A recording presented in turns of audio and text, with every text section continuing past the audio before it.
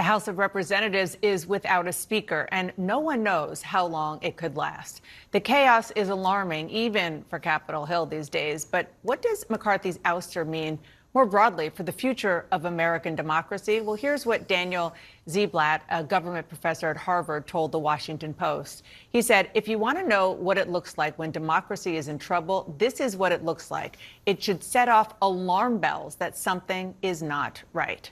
Pollster and communications strategist Frank Luntz joins me now. Thank you so much for being here. I should say at the outset, so our viewers know, that Kevin McCarthy is a very good friend of yours, and you are personally saddened by what happened.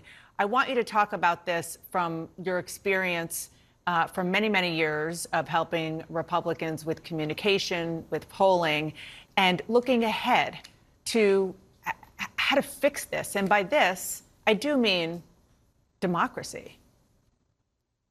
It's the right question to ask, and I'm grateful for this opportunity.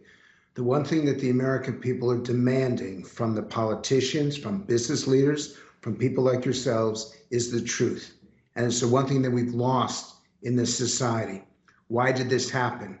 What is the cause? What's really going on behind the surface? The public doesn't trust anyone anymore. They don't trust the institutions that govern them, and they don't trust the people inside those institutions. So that's the highest priority.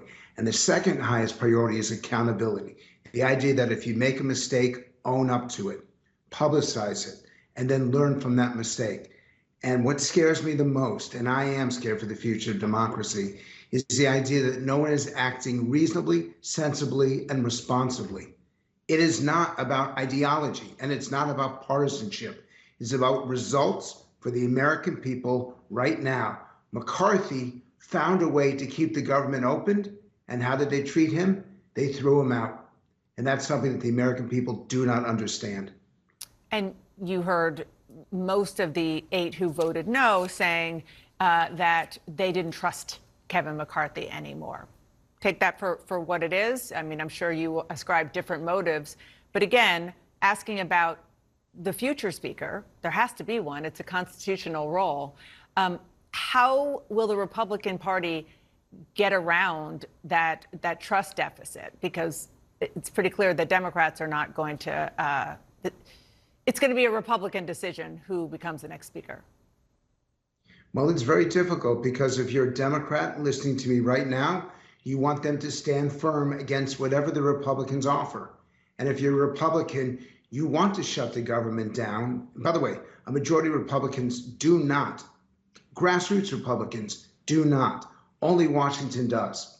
And Dana, probably the most important thing I could inform viewers is that Washington has a different message than you all. Washington thinks that everybody should be fighting, that everyone should be arguing, stand your ground, don't compromise, don't give in. And yet the American people, it's one of the reasons why Congress's approval rating is so low on both sides, Democrats, Republicans, the Senate, the House, is that they don't want this fight. They want an end to wasteful Washington spending. They would prefer no tax increases, but they don't want the government shut down. Those 8 members chose a decision, chose a path that is not what grassroots Republicans are looking for. And so the question— It's not that they want you to say— Go ahead. Sorry, go ahead. It's not that they want you to give in. Neither side wants that. But in the end, the vast majority of the vast political apparatchik out there is for argument and for conflict. And what the public is saying is, cut it out. It's why so many people are looking for a third alternative. I listened to your segment before this. An increasing number of Americans will choose an independent candidate, someone who's not aligned with the Republicans and Democrats, precisely for what happened in Kevin McCarthy's getting thrown out, because they think that neither party offer the solutions, offer the results, or have the ability to get it done. Well, we're out of time, but we have a whole lot more to talk about, because the threat of a government shutdown is still very much hanging over Washington right now, because the deadline is mid-November, and who knows how that's going to happen. Frank Luntz, thank you so much for joining us. I really appreciate it. It's a privilege, Dana.